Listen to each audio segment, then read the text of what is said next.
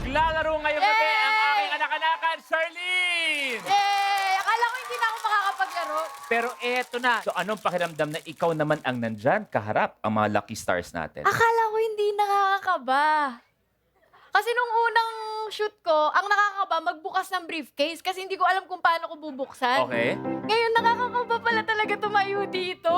Partida, hindi pa tayo nagsisimula. Kaya nga po eh. At siguro sa iba dyan na medyo masakit na ang katawan pag gumigising ng umaga, marahil baka napanood nyo kami ni Charlene nung isa sa mga unang programa ko at siguro tama, unang programa Yes mo, po.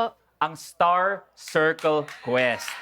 Ako yung host, nung siya ang contestant, at si Charlene, pinag-uusapan natin kanina, ilang taon ka nun? 5 years old po. Tapos 27 na po ako ngayon. Kaya kayo na lang magbilang kung ilang taon na si Daddy Luis.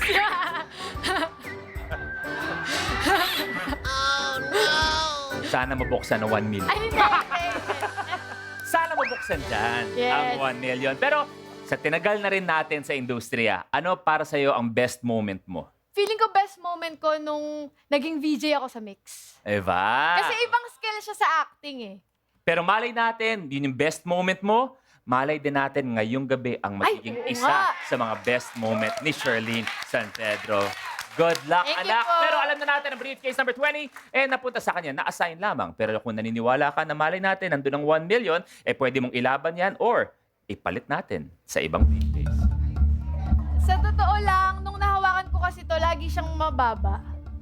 So, sa tingin ko, makikipag-switch ako. Sweet, okay.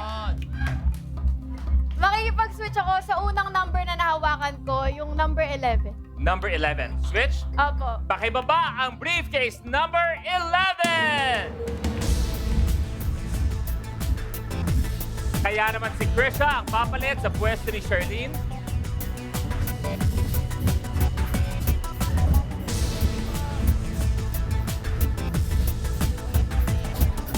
Thank you, Cassie, na sumasayaw sa bubong nila palagi.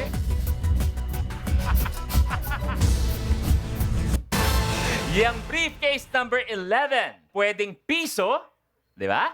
O hindi kaya pwedeng 1 million pesos!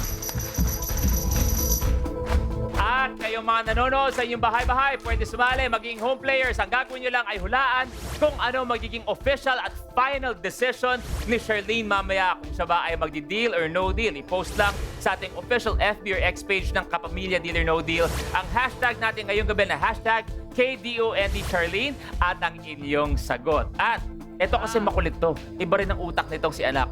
Anong gusto mo sabihin kay Banker? Banker, hindi ako nanalo sa SEQ ng 1M. Eto na yun. Nakataasan mo yung offer mo, ha? Yung kakabahan ako. Ngayon ang gabi ni Charlene San Pedro. Good luck, anak! Thank you po. With I Want and Kapamilya Online Live, together forever tayo.